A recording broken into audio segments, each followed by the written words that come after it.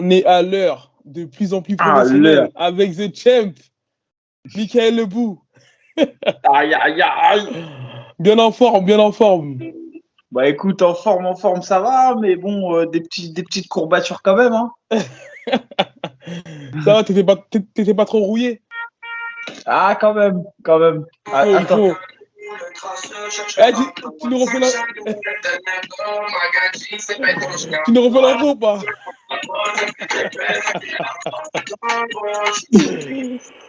Alors. Avant toute chose, parlons de ton combat, de ton retour à l'Octofight contre Kevin Ruhart. Bah écoute, franchement, peser facile. Bah, j'ai Ouais. déshydraté, je me suis arrivé le jeudi. On se pesait à 17h, ça veut dire que j'ai déshydraté le vendredi. Je devais perdre 3 kilos. J'ai perdu 3,5 kg tellement c'est parti vite. Franchement, Eh, là, par contre, ils ont un petit peu abusé, non, de faire la pause à 17h. en fait, ils m'ont expliqué pourquoi. C'est parce qu'en fait, comme il y a des fédérés, tu vois, maintenant les pesées, il faut Ouais. que ce soit encadré et tout. Et comme il y a eu le Bellator la veille et que les gars, ils pouvaient pas venir trop tôt le matin parce qu'en fait, ils sont obligés d'être présents, ben, Ouais. ils ont pas pu faire avant 17h. Ah ouais. Ok, ok. Donc, ouais, ça pour le coup, ben, ça veut dire aussi que la Fédé, elle doit se. Parce que pour le coup, c'est indépendant de la volonté de l'organisation. Ok, Parce que tu imagines bien qu'on aurait tous préféré se peser le matin. bien sûr. Après, moi, je m'en foutais dans le sens où 77, ça va, tu vois, c'est pas 70. Ouais. Mais, euh, mais en tout cas, bah, la première chose que je peux dire, et je ne vais pas bouder comment dire, ma joie, je suis content, j'ai Bien gagné, sûr. j'ai fait le Ah oui. travail. Et voilà. En plus, la veille, là, j'ai envoyé un message à Pelletier parce que la veille, il m'a dit, ouais, force. Évidemment, je suis avec Kevin, mais Ouais. voilà, genre, en gros, faites un beau combat. Et après, là, je lui ai envoyé un message ce soir. J'ai dit, ouais, tu m'as pas félicité. Il m'a dit, ah, si, si. Et après, il m'a Eh, dit, t'en si, lis si. pas une, hein. Ah, bah non, mais attends. Et il m'a dit, si, si, je vais te féliciter et tout, là. Non, mais c'est Donc, bien, c'est bien. ouais, franchement, j'étais content. J'ai fait, franchement, j'étais content. J'ai fait un beau fight. Franchement, je sais pas si on en avait parlé dans le podcast ou en off, mais j'étais assez confiant. Kevin, voilà, il est bon, c'est un bon athlète, mais j'étais confiant. Par contre, j'ai eu un petit peu peur sur la fin quand il a commencé à accélérer. Et que Non, en fait, je pense que l'erreur qu'il a fait, c'était d'accélérer trop tard. Il a Ouais, vraiment démarré en mode diesel et je pense il savait que j'allais aller chercher la lutte au moment où il allait accélérer. ouais, Et je pense que voilà, ça a été une bataille d'échecs. Et au début, il s'est fait endormir sur le premier round. Au deuxième round, quand il a accéléré, j'ai réaccéléré derrière. ouais. Au troisième round, moi, je me suis dit, bon, vas-y, j'ai gagné le premier, le deuxième. Je vais pas prendre de risques. Et comme quoi, au final, faut se méfier, parce que je sais pas, franchement, je suis vraiment pas d'accord avec le fait que ce soit une décision partagée, parce que pour moi, Ouais, je domine le premier et le deuxième round, mais sans ouais, aucune ambiguïté. c'est bien sûr, c'est net. Et bon, après, voilà, mais comme quoi, faut jamais laisser la décision au juge, parce que tu vois, ça peut finir en dinguerie, cette histoire. Ouais, c'est vrai, hein. Mais Mais bon, voilà, le après, résultat, il est là. exactement, le résultat, il est là. Après, franchement, j'ai trop rigolé, puisque quand j'ai fait ma perte de poids le vendredi déjà, Ouais, en fait, tu as le gymnase, et moi, je fais toujours 1 heure de vélo en kawaii pour commencer avant d'aller au bain ouais, chaud. Et lui, il faisait son vélo, moi, je le calcule pas, je me mets à côté, et il y avait Karl, tu vois, qui faisait les pattes d'ours. On ouais, se check et tout. Et Karl, il m'a attaqué direct. Il m'a dit, alors, t'as 1 000 € à parier et tout. Je dis, comment ça, au début, je comprenais pas. Après, il me ouais. dit, bah ouais, tu mets 1 000 € sur Abdoul et tout, tu vois. Après, je lui dis, non, laisse-moi tranquille avec ça et tout. Bref, j'étais un peu Ouais, dans mon cutting et tout. ouais, Après, bon, on papote, on rigole, on se taquine, on se chamaille un peu. Bref. Après, il y a le combat. Le combat. Et après, bah, on a fait le test antidopage. Demi-finale, finale, enfin, demi-finale, finale, pardon. Common event, main event. ouais, On faisait les contrôles antidopage. Donc, du coup, on était là-bas, on galérait, tu vois, pour pisser et tout, c'était galère. ouais. Et du coup, on papote avec Karl, on se taquine. Et je lui dis, en fait, Karl, tu vas combattre avec quelle nationalité, française ou allemande alors? Après, bref, on s'enchaîne, on s'enchaîne. Et Karl, il m'a dit, mais si tu as 1 000 € à parier avec moi, il m'a dit comme ça, si tu as 1 000 € à parier avec moi, parie-les. Lui, il mise sur lui, moi, je mise sur Abdoul. Il m'a dit, je vais gagner Abdoul. Voilà. Et je tenais à le dire. Non, mais je tenais à le dire parce que voilà. Mais c'est du Kalamoussou. Donc, il n'y a En rien tout de. cas, En non, même temps, mais c'est pas un argument qui me dit, ah putain, il a l'air de non, terminer. mais écoute, c'est aussi quelque chose qui dit il croit en lui. Ça, tu peux Bah pas le oui, non, nier. mais bien sûr, bah oui. Et Mais pour c'est la pas petite nouveau, anecdote. quoi. En tout cas, franchement, c'était marrant, on a rigolé. Et voilà, après, ça s'est bien passé, quoi. Après, de toute manière, c'est toujours plus facile à être bonne ambiance une fois qu'on a gagné que si on avait Bien perdu, sûr, hein. Ça, c'est bien sûr. sûr. Mais écoute, en tout cas, félicitations à toi, Mika, mon petit pêcheur. Ça faisait longtemps. Mais d'ailleurs, là, après cette performance, tu dois revenir un petit peu sur le circuit français? Non, franchement, pas de manière régulière, AB. Je dis pas, tu vois, que si à un moment donné on me propose un bon truc, Hmm. etc., voilà. Mais je peux pas, genre, je vais pas signer un multi-fight ou truc comme ça parce que je ferais perdre du temps à tout le monde dans cette histoire. Ouais, L'organisateur va me faire perdre du temps. Moi, je le sais parce que je suis pas sérieux, je vais pas aller m'entraîner. J'ai plus la même envie qu'avant. ouais. Après, voilà, moi, je l'ai dit de manière archi transparente, je le fais que pour moi, mon propre plaisir. Après, voilà, Kevin, c'était quand même pas un adversaire facile. On savait Ouais. que j'avais plus d'expérience que lui. On sait que c'est un gars qui était unidimensionnel, qui était Hmm. dangereux sur sa boxe, mais qui, voilà, et j'ai réussi à le contenir comme ça, à le canaliser comme ça, dans son domaine en plus. Au final, ça, c'est la grosse. Ouais. Franchement, je suis content de ça, tu vois, de pas être forcément de. Parce que l'option B, c'était d'aller chercher la lutte, hein. Ouais. Si, si genre, comment dirais-je, j'étais vraiment chaud debout, on allait aller en Ouais. lutte. Et il n'y a même pas eu forcément besoin au premier, deuxième round. Donc, ouais, franchement, je suis vraiment content. Et voilà. Après, maintenant, si pourquoi pas un dernier, comme je dis, dans une belle salle parisienne. Et après, c'est bon. Franchement, j'ai plus rien à prouver. Attends, je sors de ma retraite comme ça. C'est Ça fait tout, 6 mois. c'est tout Ouais, ce ça qu'on te fait. souhaite. Ibi, ça fait 6 mois que je me suis pas entraîné. Je tourne à la vodka tous les jours. J'arrive, je perds à 7 semaines, je me préviens, je perds 17, 18 kilos pour le combat. Et Et on peut dire le petit bobo que t'avais quand même. le petit quoi? Le petit Ah bobo que ouais, t'avais. ouais, maintenant on peut le dire. J'avais une déchirure intercostale pendant 2 semaines et demie, 3 semaines. J'ai pas pu m'entraîner en plus, les 3 dernières semaines presque. Et Et, à un moment et donné, à un moment donné dans le combat, je sais pas si tu vois, je pense que c'est avec Kevin Ruart, ouais, ouais. il, il vient chercher comme par hasard ma côte. Et je mets mes mains à couper que l'information l'a fuité. Et Je mets attends, mes en mains fait, à on vous explique. Mika s'entraînait avec la team de Daniel Wara, Benoît Saint-Denis et tout. Sachant que Benoît Saint-Denis, Carla Moussou et Kevin Ruyart sont amis. Donc, il se peut qu'il y ait un Non, mouchard. Je ouais, rigole. après, moi, je pense pas forcément que ce soit Ouais, Benoît, parce que je me suis entraîné dans beaucoup de salles, tu vois. Il n'y a pas eu que, ouais, il y a pas eu que là-bas. Je me suis aussi entraîné beaucoup au Platinium. Au Platinium, je sais qu'il y a des gens qui sont très proches de Karl. ouais, Je me suis entraîné aussi, il n'y a pas que Benoît, hein, il y a Mathieu Leto aussi qui est en bon. Enfin, il y a plein de gens avec qui je me suis entraîné. Et bien c'est vrai sûr. que la douleur, je pouvais pas la cacher des fois à l'entraînement, tu vois. Et voilà. Mais je pense que l'information a fuité. Je sais pas comment, mais je pense qu'elle a fuité. Eh, Après, je te jure que moi, c'était ma crainte, ça se hein. trouve, c'est même pas les partenaires d'entraînement qui l'ont fait fuiter, hein.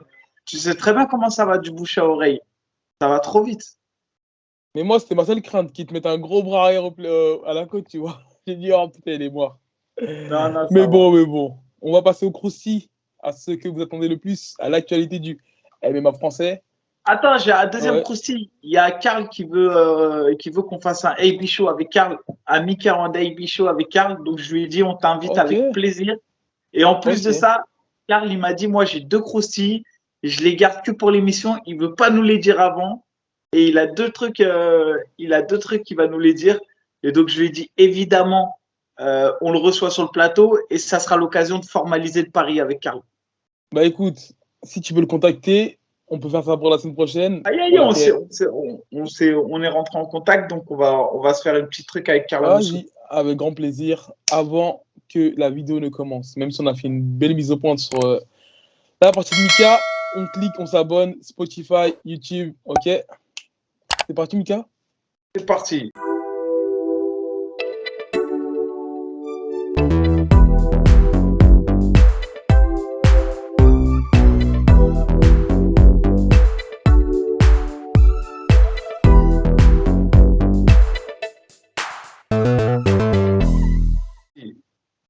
Alors. Le premier croustilles de l'émission. Parisiam, après 4 combats à l'UFC, malheureusement, j'étais assez surpris de la nouvelle. On est à quelques mois de l'UFC Paris, changement de management, Ali Abdelaziz. Il a déménagé, bon, je ne sais pas si c'est définitif ou pas, mais au sein de son MMA. Et là, malheureusement, l'UFC le cut. C'est assez dur quand même, hein. En fait, c'est archi dur même. C'est vraiment archi dur parce que 2-2 déjà, faut redire les performances. Même si c'est vrai, je l'ai toujours dit, Fares, on n'a pas vu le grand Fares des grands soirs. Ouais. On a eu un Fares qui a. Après, c'est difficile hein, de performer tout de suite à l'UFC et d'arriver à ressortir la meilleure version de soi-même. Je sais de quoi je parle quand je dis ça. Ouais. Il y a toujours une crainte, hein, parce que tu vois, on combat toujours à l'UFC avec l'épée de Damoclès sur la tête. Et malheureusement pour lui, il n'a pas eu les profils qui lui ont permis je dirais, de s'exprimer. Et le Ouais. seul profil qu'on lui avait donné pour lequel il aurait pu s'exprimer, c'est-à-dire un profil de striker, malheureusement, ça s'est super mal fini pour lui avec McKinney. Et c'est Ouais. vrai qu'on pensait tous qu'il s'était mis à l'abri de ça.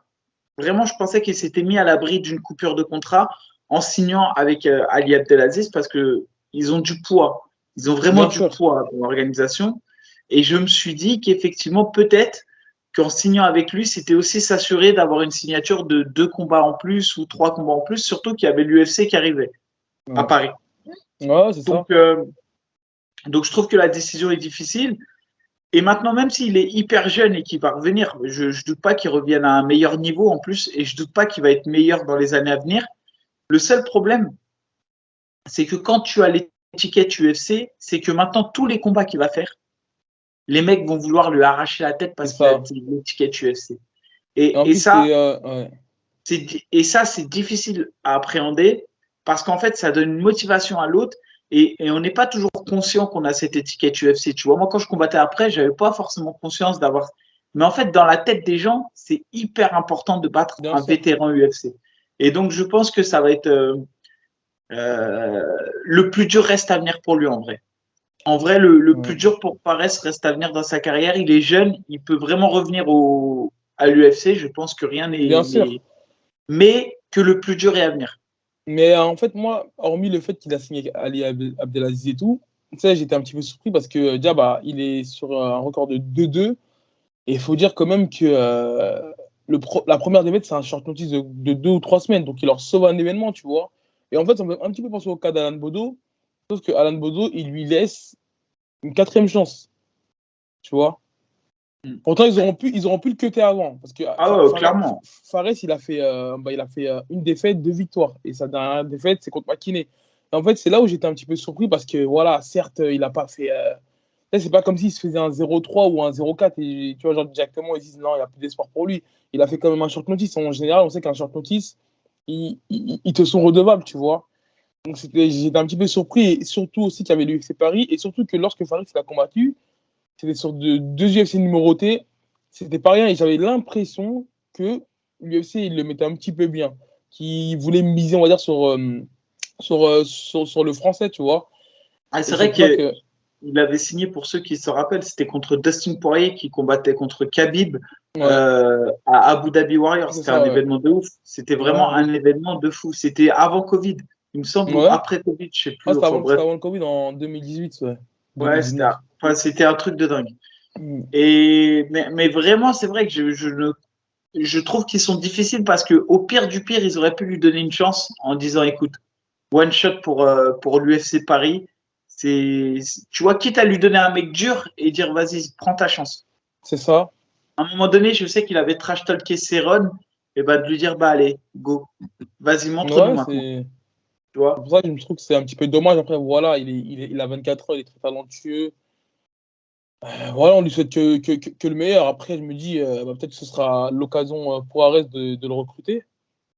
Et pourquoi pas de voir une revanche d'Amir Lapidis vs Parisien Ouais, quelques années pareil. après. Bah, C'est pas là, impossible. bah, clairement, de toute manière, il fait partie des gars qu'on a envie de voir au Ares. Au-delà de, comment dirais-je, au-delà de voir Fares, Damien Lapillus, on va aussi envie d'avoir voir, Au-delà de en voir plus Fares, ouais. de voir Fares contre Damien Lapillus, il y avait aussi le côté de voir Fares peut-être contre des gars de la BTT. Tu vois, ça va créer une histoire entre Ouais. voir Pelletier en face de lui, etc. Bref, en tout cas, à l'heure actuelle, ce qui est sûr et certain, c'est qu'on a envie de voir Fares dans une organisation française. Après, il s'entraîne au Stanford MMA, je pense pas qu'on voit Fares. Je vois pas l'intérêt pour lui. Bah, en fait, je sais qu'il y est parfois, mais en tout cas, là, actuellement, je crois qu'il est en France. Donc, je sais pas c'est quoi l'arrangement, s'il fait quelques mois là-bas, s'il revient ici parfois, mais je pense pas qu'ils sont installés définitivement aux States. Je sais qu'ils faisaient des allers-retours pour préparer ses camps d'entraînement. En tout cas, on lui souhaite que le meilleur, en tout cas. Le meilleur, Exactement. et voilà. Il mérite, hein. Il Bien sûr, mérite bien et sûr. il est jeune. Et puis voilà, après, c'est l'expérience, hein. Et puis, Non, bien sûr, bien sûr. il a vécu ce que des gars ne vivront jamais de leur vie aussi. Faut pas oublier, quoi. C'est ça. C'est ça. Mais ça doit quand même mettre un coup au moral, tu sais, après tous ces changements, on va dire. Ouais. Franchement, hein, moi, je l'ai vécu, donc faut pas m'étonner. Bien Ouais. sûr que ça te met un coup au moral. Et en plus de ça, tu sais, il y a beaucoup qui disent, il y en a beaucoup qui re-signent à l'UFC. C'est vrai, il y en a beaucoup qui re-signent à l'UFC. Mais déjà, si tu supprimes tous les Américains, bah, il reste plus grand monde, hein, à qui c'est Ouais, arrivé ça. c'est ça. Donc, en fait, l'UFC, je pense qu'une fois qu'ils te donnent ta chance, ils aiment bien que tu la transformes. Et malheureusement, bah, quand tu le fais pas, c'est compliqué derrière de revenir. Bon, Ouais. après maintenant, il a l'étiquette, il a l'étiquette UFC, il est jeune, il pourra peut-être négocier des gros salaires, on verra. On verra bien, on verra bien. Passons. À la veille de ton combat, il y avait le Bellator Paris. Je sais pas si t'as pu suivre Ouais, j'ai tout la regardé, carte. ouais, on Ah a bah c'est on a top, tout c'est top. regardé. Un combat en particulier qui t'a Bah, hypé. Après, bah, déjà, ouais, bien, on félicite tous les Français, bien sûr, bien Voilà, sûr. tous ceux qui ont gagné ou perdu, félicitations à eux. Après moi, si je devais retenir trois combats qui m'ont marqué, si j'en prends que trois, j'ai le combat forcément de comment dirais-je, Grégory Baben, Ouais. impressionnant. Thibaut Gouti, impressionnant de dingue. Et derrière, allez, j'ai Yves Landu et Davy Gallon. Et je vais dire pourquoi Davy Gallon, je le mettrai en quatrième, c'est parce qu'il y avait une trop grosse différence de niveau Ouais, ça, ça s'est vu, entre ouais. les deux, Ça s'est vu. qui fait qu'au final, même si Davy Gallon a fait une grosse performance, Ouais. c'était presque trop facile pour lui. C'est vrai Donc qu'il voilà. avait à plusieurs reprises, il pouvait terminer le combat, mais tu vois qu'il cherchait vraiment la soumission ou quelque chose Ouais. de spécifique, tu vois. Mais c'est vrai Non, qu'il y mais avait une assez il s'est grande amusé. différence de niveau, ouais. Ouais, il s'est vraiment amusé. Et donc, pour moi, voilà, les combats que je retiens, c'est vraiment Grégory Baben, Thibaut Gouti, Yves Landu. Mais après, voilà, je tiens à féliciter la performance de Davy Gallon, puisque lui, il y est pour rien si son adversaire n'a pas donné du fil à retordre. Félicitations aussi à Lucie Berthaud, félicitations à Youssef Ouabbas et à Bourama Bah, moi, Kamara. je voulais revenir sur ce combat-là parce que c'était un combat d'ouverture, je crois, deuxième combat de la carte, et franchement, c'était un sacré combat, je trouve, hein. Il y a eu du rebondissement, malheureusement, Il y a eu du rebondissement. tu vois, il y a eu du rebondissement parce que Mathieu, il démarre très bien le combat, et après, malheureusement, il se fait connecter sur un gauche-droite dans le deuxième round, je crois, et tu sais, là, ça se déconnecte vraiment. Et là, Tu c'était fini. sais, comme ils appellent ça la chicken dance, Ouais, exactement. t'as vraiment son cerveau qui se déconnecte, et tu vois que lui, il a vraiment l'envie, tu vois, il s'efforce de rester lucide. Et à un moment donné, c'est à peine connecté. Tu vois que là, les gens ne me tiennent plus. Et l'arbitre, il arrête le combat. Donc, il y a eu du Ouais, parce rebondissement. Donc, que j'ai pas mal apprécié ce combat. Ouais. surtout que Wabas, il était encore là dans l'attitude et qu'il allait pour foncer sur Mathieu. J'ai vu aussi que l'arrêt a fait un peu polémique. Franchement, Non, je pense pas il y ait eu à polémique. il n'y a Pourtant, aucune polémique à faire. Ouais. je m'entraîne avec Mathieu. Hein, c'est ce que je disais sur les réseaux. J'étais avec lui puisque même si c'est deux Français qui s'affrontaient, comme j'ai mis les gants avec lui, voilà, j'étais tout simplement pour lui, c'est normal. Mais c'est vrai que j'ai trouvé que l'arrêt était tout à fait justifié et donc félicitations à son adversaire. Youssef qui a fait un beau comeback dans ce combat. Ouais. Et Bourama Kamara, on avait déjà parlé de lui, qui avait affronté Issa Barmouche aussi, qui s'est imposé par KO, par TKO. En tout cas, c'était le Ouais, premier combat de la soirée. rapidement par TKO, il connecte et derrière il suit avec une sorte de grand pound. Enfin ouais, franchement propre, il n'y a rien à dire. Par contre, j'étais assez surpris du nombre de spectateurs qu'il y avait. Tu sais, en fait, en 2016, il y avait Cédric Doumbé qui avait défendu sa ceinture contre Nicholskin et j'étais allé, c'était à Bercy.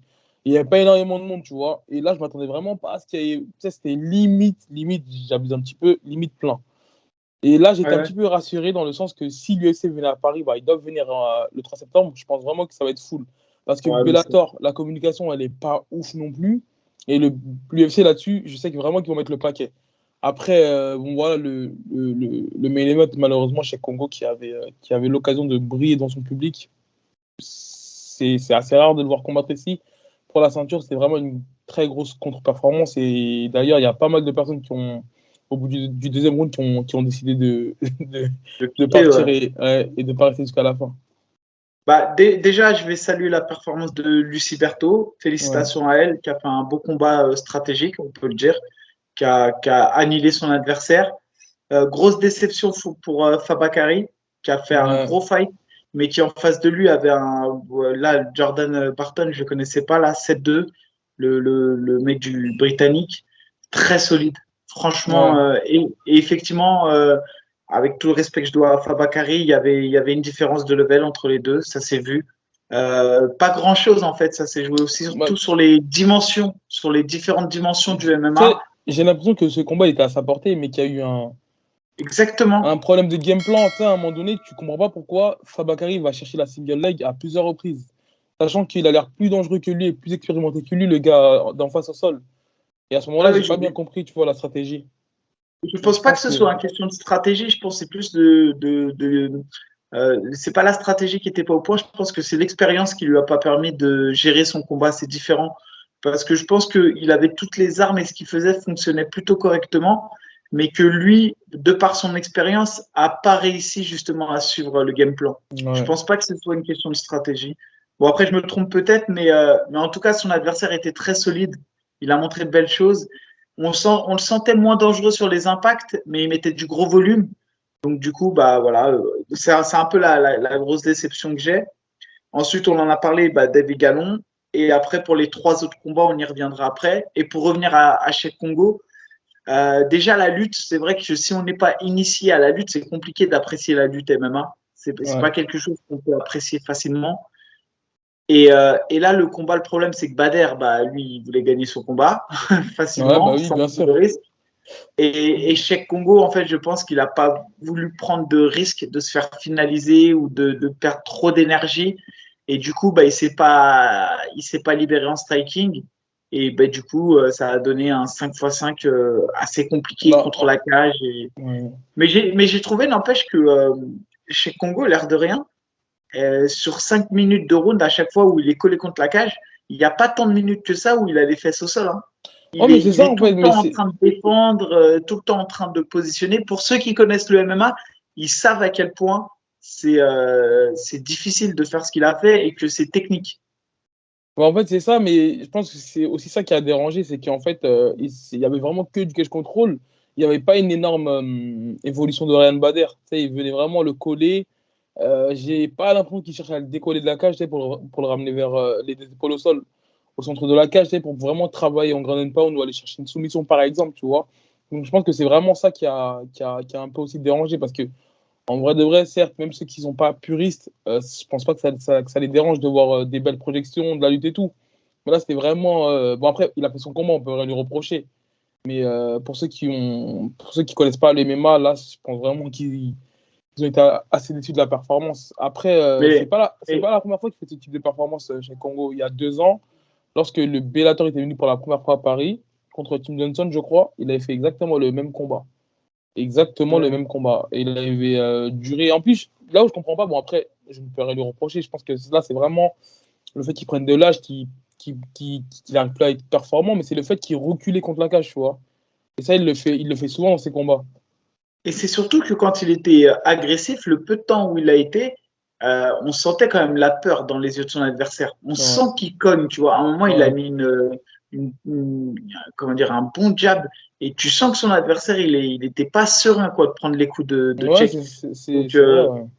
Ouais. en fait, je pense que c'est juste moi, j'aurais préféré, mais après, c'est toujours pareil, c'est facile à dire, hein, surtout quand on est spectateur, mais Ouais. préférer voir plus d'engagement, quitte à prendre des risques.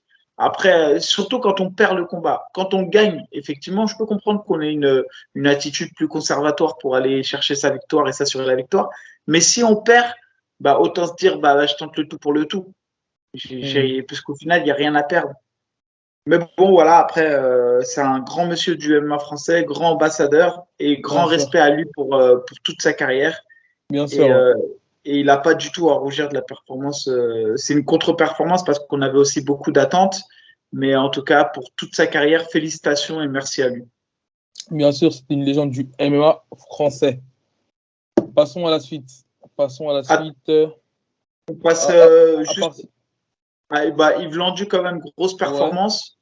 Deuxième victoire au Bellator en 3 combats. Un gros showman. Il a mis le feu à Bercy. Franchement, on peut le Franchement, dire. comme d'habitude, depuis le 100% fight, il met toujours le feu.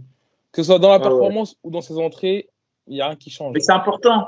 C'est important parce que c'est ça qui crée une communauté. Et on le sait, Yves Landu, il a une grosse communauté, mais c'est parce qu'il sait faire tout ça, parce que c'est un vrai athlète. Ouais. Tu le mets avec un vélo, il fait une roue. Tu le mets sur une Ouais. piste de danse, il va faire du breakdance. Ouais. Tu lui fais faire le poirier, il sait faire. Enfin, il sait tout faire. C'est vraiment C'est un vrai, c'est athlète. vrai, ouais. Yves. Donc, Il est en tout complet, cas, ouais. ça m'a fait plaisir pour lui. Un autre Français qui m'a surpris par sa performance parce que il a affronté un gars qui est très très très très solide. C'est Thibaut Gouti, qui a pas forcément eu une belle carrière à l'UFC, faut le dire. Ouais. Il a vraiment eu même pour le coup un très mauvais passage à vide à l'UFC. Mais par contre là, depuis qu'il est sorti de l'UFC, je crois qu'il enchaîne 4 ou 5 victoires consécutives. Et celle-ci, c'est de loin la plus belle face à l'adversaire Ouais. très très très très coriace. Donc, gros, bah, toutes mes félicitations à Thibaut Gouti et je suis vraiment qui se ment pas, tu vois. C'est vraiment le combattant qui se ment pas à lui-même, Mais d'ailleurs, à un moment donné de ta carrière, tu devais pas l'affronter, non? Ou je me trompe? C'était. Thibaut Gouti. Ils ont essayé de faire en sorte qu'on s'affronte à un Ouais. moment donné, mais ça s'est pas fait.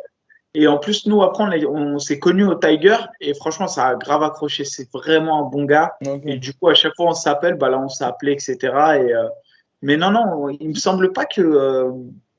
Et c'est les gens qui ont fantasmé sur ça parce que comme ils sortaient de l'UFC, je sortais de l'UFC, ils se sont dit ouais, on va s'affronter, mais non, c'était pas prévu. Par contre, lui, là où j'ai pas compris, c'est qu'à l'UFC, il a enchaîné 1, 2, 3, 4, 5.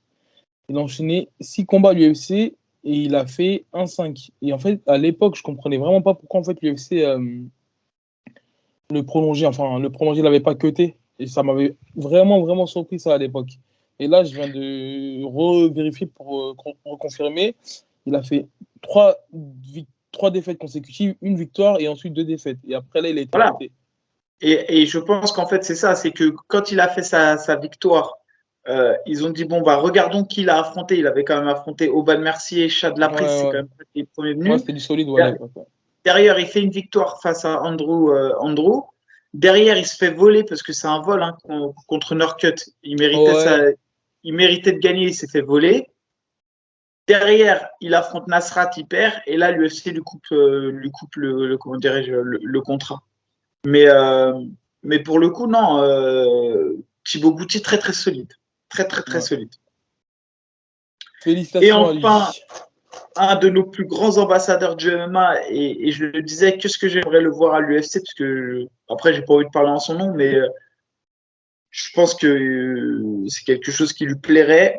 Je parle évidemment de Grégory Baben, qui est sur aujourd'hui 7 victoires consécutives, qui a gagné au Ares, qui a gagné au Bellator 3 fois de suite, qui Ouais. a gagné au M1 Challenge, qui a gagné à l'Hexagone. On l'a vu, même si à l'Hexagone, bon, c'était Ouais. vraiment pas les gars les plus forts. Mais c'est un finalisateur sur ses 7 derniers combats. C'est 7 finalisations, 6 au premier round, une au deuxième round.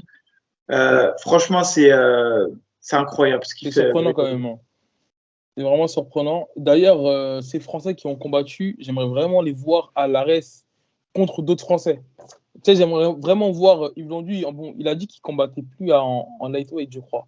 Qu'il allait descendre Ouais, en featherweight, si je ne m'abuse ouais. pas. La, Donc, la, KT, la KT en featherweight, c'est un bordel. C'est trop et, et, compliqué. vra- et vraiment, vraiment, vraiment, j'aimerais vraiment les voir performer à l'ARES contre d'autres Français. En plus, surtout que là, il descend en featherweight. Donc, il y a de quoi faire des belles oppositions. Et Mais pour donner une idée, Grégory Baben, c'est une défaite en carrière sur ses 11 derniers combats. Et sa dernière défaite, elle remonte à 2013. Pour vous donner une idée, le type, c'est juste c'est un génie, quoi. Ouais. C'est, C'est monstrueux, hein, je te jure. Et en plus, on n'en parle pas assez de lui quand même. Non, on parle pas assez parce qu'il est discret, il fait son truc, il combat dans des orgas où voilà, il n'y a pas forcément une grosse communication derrière. C'est pas son truc, on va dire, la communication. Ouais. Mais voilà, moi je sais que c'est un bon gars et voilà, je lui souhaite en tout cas d'accomplir s'il en envie, enfin je sais pas s'il en a envie en plus, mais je trouve qu'il mériterait d'avoir sa place par exemple à l'UFC parisien parce que c'est un de nos meilleurs ambassadeurs en tout cas. C'est vrai, c'est vrai. Et passons à l'UFC 274. Ah non, bah, laisse-moi faire un petit débrief de 5 minutes de l'Octofight et après c'est bon, on Vas-y, passe à vas-y, on tout. t'écoute. Vas-y. Donc l'Octofight, c'est organisation marseillaise organisée par la famille Roméaz sur laquelle j'ai combattu en main event donc pour Kevin Ruhart. Ouais. Pour main event dans lequel je me suis évidemment imposé. Faut le Non, préciser. ouais, pour préciser. Alors après, j'ai pas vu tous les combats, j'ai vu quelques combats, mais je vais vous faire un petit retour. Le premier combat qui a marqué vraiment la temporalité de la soirée, ça a été le combat de Sami Sy Ahmed qui a affronté Philippe Salmon, un grand nom du pied-point. Et ça a été un combat de dingue. Ils se sont envoyés coup pour coup. Ouais. Sami il s'incline à la décision, mais il a pas à rougir. Après, stratégiquement, je pense il aurait pu faire autrement pour gagner ce combat. Mais en tout cas, voilà, ça a été le premier combat qui a été une grosse guerre. Ensuite, on a Mona Toui qui confirme et qui re-signe un KO. Donc, c'est une fille qu'il faut suivre, qui fait partie de la team Duca. Elle signe là son deuxième KO en 2 combats. Donc, voilà, pour ceux qui ne la connaissaient pas, bah, suivez-la. Ensuite, on a Sami Yaya qui a pris sa revanche. Pour ceux qui connaissaient Ouais. pas la petite histoire, en fait, Sami Yaya, il avait déjà affronté cet adversaire. Et en fait, il s'était blessé le genou. Il s'était fait Ouais, une fracture comme Anderson Silva, là. fracture presque, ouais, une fracture ouverte, hein, presque. Ouais. Et je sais même pas si elle était pas ouverte, ouais. Et du coup, son adversaire, quand il y avait la fracture ouverte, il a levé les mains comme il avait gagné. Bon, il avait gagné, Ouais. mais comme si c'était, je sais pas comment vous dire, comme s'il avait mis une soumission, on va dire. Ouais. Et donc, Sami Yaya, il l'avait en travers. Et on peut dire il a tenu sa revanche. Ensuite, le deuxième gros combat de la soirée, ça a été Joelson Nascimento, un Brésilien, qui a affronté Riles Udela.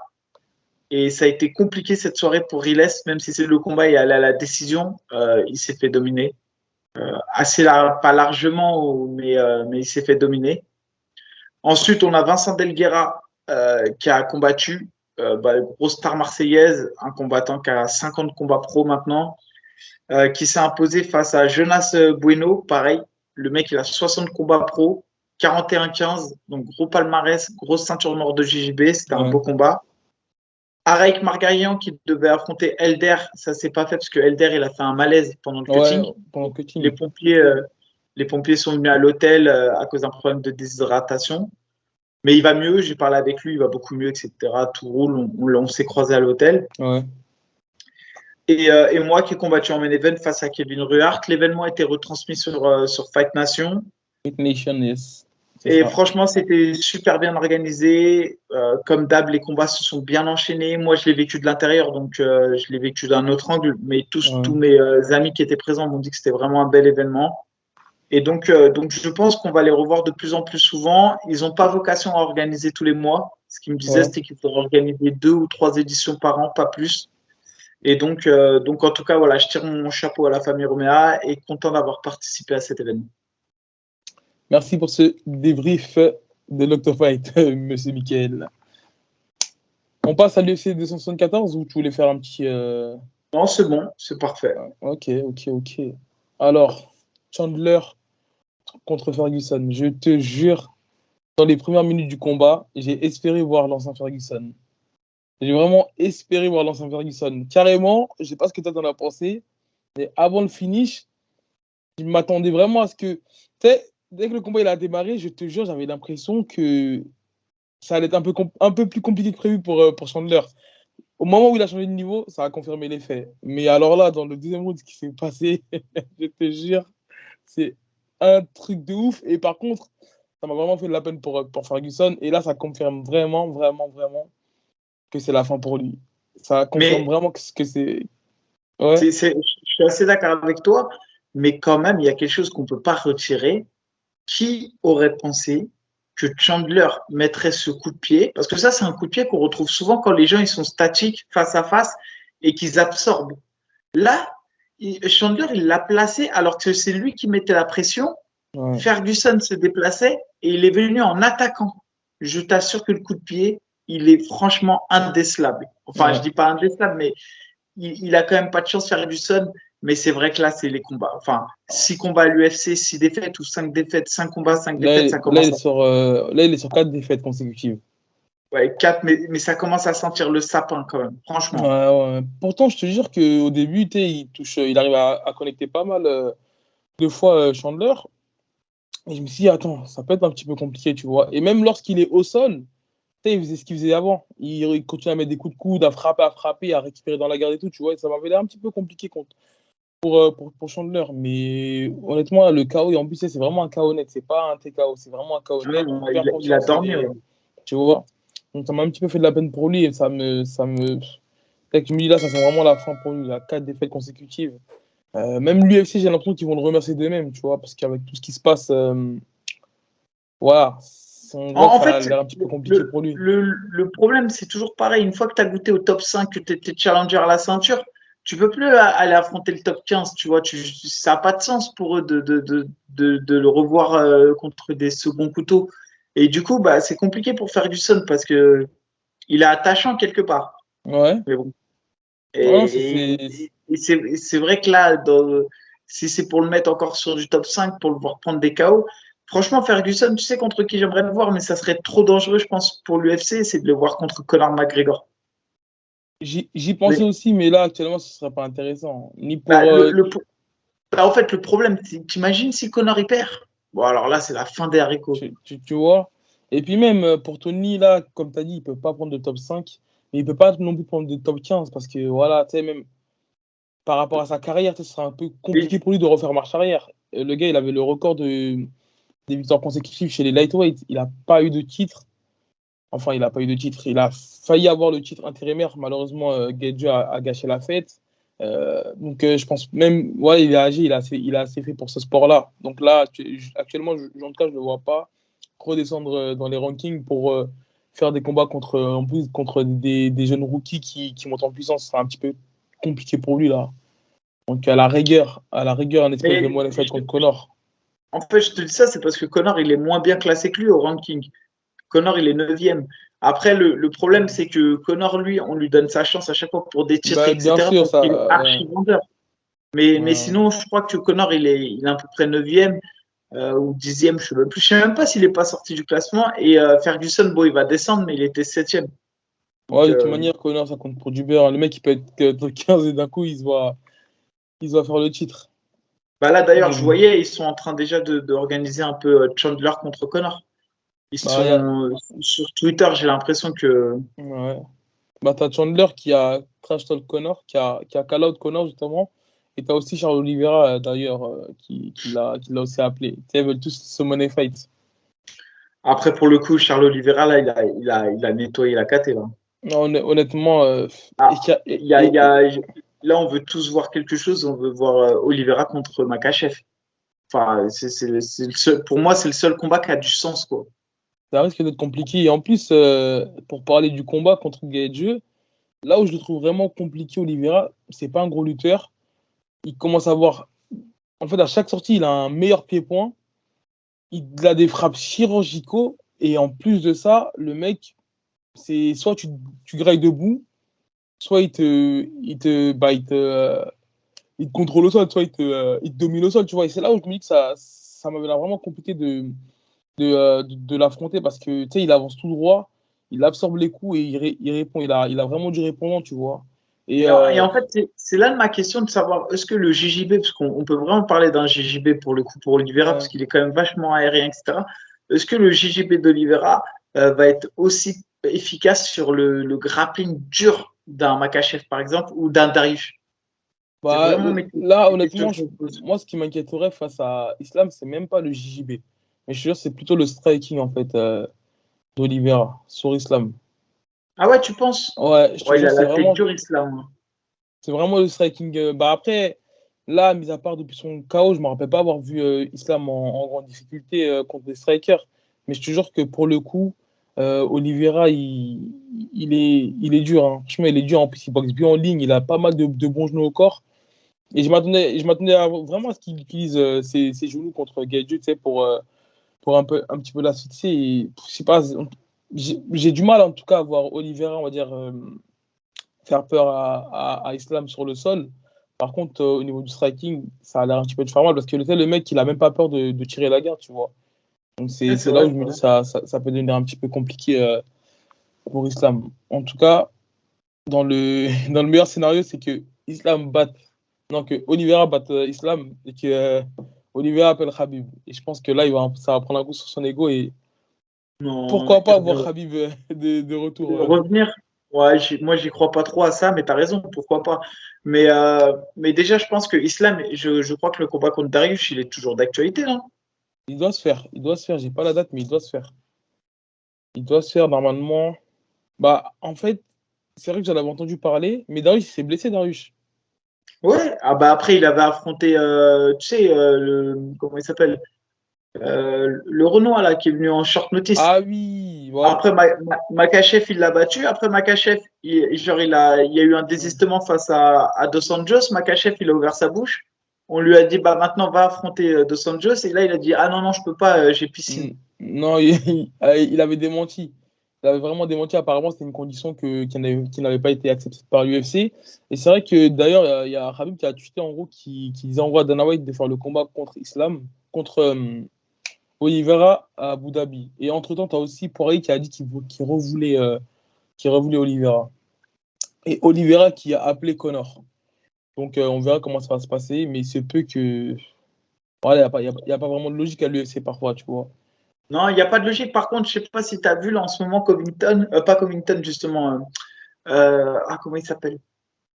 Shimaev. Ouais. J'ai l'impression que Shimaev, il a eu un peu chaud à son dernier combat contre Burns. Et que là, excusez-moi, c'est la fatigue. Et que là, il essaye de tout faire pour affronter Diaz parce que je sens qu'il a un peu chaud d'affronter Covington, j'ai l'impression. Ah bah non, parce qu'il avait justement appelé Covington et il a même retweeté là-dessus en disant en gros que Covington était voilà, silencieux, parce qu'en fait, depuis qu'il avait call out, il n'y avait aucune réponse de Covington. D'accord. Après, je sais pas si tu avais vu la carte, il y avait un petit peu fuité là sur un podcast. Tu sais, il y avait à peu près genre les combats que l'UFC voulait organiser. Et genre pour le 2 juillet, ils avaient, je crois, annoncé Shimaev contre Nadia. Pour moi, c'est un combat, honnêtement, là, qui n'a pas de sens. En fait, je comprends Ah pas ouais. pourquoi le gars, il vient de prendre le top 2.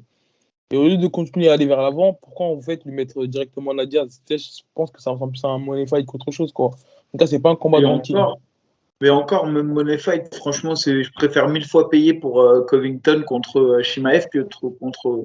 Enfin, pour moi, par exemple, Burns Shimaev, ça sera jamais aussi. C'est bien plus spectaculaire que Nadiaz Shimaev, hein. Enfin, Donc, ouais, je après, vois pas vraiment l'intérêt, quoi. il y a eu une grosse surprise quand même dans cet événement. Franchement, c'est Carla Esparza. Franchement, je ne vais pas mentir, hein, j'ai du respect pour elle, mais je me suis jamais dit qu'elle finirait championne de la catégorie. Ouais, Jamais, tu vois. bah, après, là où ça m'a pas vraiment surpris, c'est que Rose, elle performe lorsqu'elle est underdog. C'est-à-dire j'ai l'impression qu'elle performe vraiment lorsqu'elle est. Comment on dit en français underdog? Ouais, Challenger. Ouais, challenger. C'est pas vraiment ça que je voulais dire, mais on s'est compris. Et en fait, je sais pas, en fait, ça bloque mentalement quelque part, tu vois. C'est même lorsqu'elle va vers la cage, elle répète, elle répète, elle répète, elle me baisse, elle me baisse, elle me baisse. Et on voit qu'elle a Fragilité, mais elle a toujours une, été fra- fragile. ouais, une Je sais pas fragilité, si tu ouais. te souviens quand Conor McGregor il avait jeté la barrière dans le bus. Ouais, c'est euh, vrai. elle disait avoir été traumatisée. Hmm. Je sais aussi pendant les épisodes Covid, bon là c'est beaucoup plus dramatique, mais il y avait eu des gens de sa famille qui étaient décédés. Ça avait vraiment travaillé sur sa préparation physique. Ouais. C'est quelqu'un qui est très fragile, hein, Rose, apparemment. Mais tu vois, quand je vois ce qu'elle avait fait à la chinoise, franchement, je me suis dit que Carla Esparza, ça devrait être presque quelque chose. On avait dit, attention, c'est un piège. On en avait parlé avec Clément Marcoux, justement. Et on avait dit, attention au piège parce qu'on peut se souvenir de Nunes, par exemple. Mais franchement, ouais, c'est ça. Mais jamais je me suis dit, de la même, à l'époque, quand je voyais Bisping combattre, je me suis jamais dit à un moment donné, il pourra devenir champion des 84, tu vois. Et il l'a été. Et elle, c'est un peu pareil. Je savais que c'était quelqu'un qui était dans le top 5, très fortement bien ancré dans le top 5, mais je me suis jamais dit qu'elle serait une prétendante sérieuse au titre. Ouais, c'est vrai. Après, ouais, comme quoi, tout peut arriver dans ce sport, Mika. Hein. Ah ouais, non, mais clairement. C'est ça. On a fait Après, le tour, je pense. l'UFC, cette UFC, de manière générale, je sais pas comment tu l'as ressenti, parce que c'est quand même un UFC numéroté, mais j'ai trouvé qu'il a perdu sa splendeur, l'UFC. Enfin, j'ai pas trouvé que c'était un bel UFC. Voilà, pour être Ouais, honnête. bah après, ouais, mais Parce que, tu déjà, sais, quand t'as Shogun Rua contre Saint-Preux en main carte, honnêtement, je comprends pas trop. Bon, après, c'est plus Saint-Preux le problème, j'ai l'impression. non, Au mais vu de ses dernières performances, comment le mettre main carte sur un UFC numéroté, Mika, je sais pas, ça, j'ai pas très bien. J'ai pas été ouais, trop réceptif là-dessus, tu vois. après, pareil, il y a eu l'annulation du combat Cerrone contre Joe Lawson. Bon, c'est Ouais. pas de leur faute, tu vois. Mais souvent, on parle des organisations françaises et on dit, ouais, ça, c'était pas terrible et tout. Mais en fait, on voit même au plus haut niveau de ce qui se fait de mieux dans un UFC numéroté, avec des ceintures en jeu, dont 2 ceintures en jeu, bah, franchement, des fois, ça tient pas ses promesses. Ouais. Franchement, j'ai Ouais, trouvé l'UFC assez décevant dans l'ensemble. ouais, Après, c'était pas. il y a eu 2 combats qui sont sortis du lot, c'est Chandler Ferguson, Oliveira Gage, mais sinon, c'était quand même pas. Pour le combat Carla Esparza et Rose Namajunas, franchement, tu jettes une pièce en l'air. L'une est vainqueur, tu dis OK, l'autre est vainqueur, tu dis OK. Tu Ouais. vois, et franchement, je trouve que ça a été quand même en tant que championne, je pense que Rose, elle peut pas perdre la ceinture là-dessus. Maintenant, elle peut s'en vouloir qu'à elle.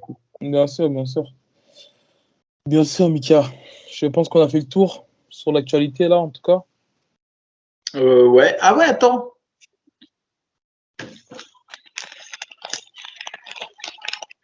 Qu'est-ce que c'est que ça? J'ai fait un contrôle antidopage à mon combat.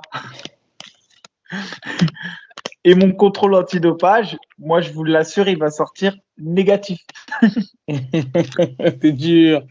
T'es dur, Mika. T'es dur. C'est vrai qu'on avait parlé d'une parenthèse entre pour l'info qui a fuité.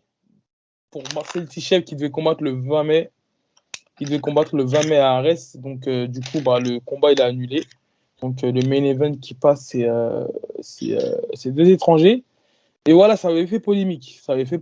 Moi, j'en ai discuté avec lui. Donc, écoute, je te laisse dire ton avis Non, là-dessus avant que.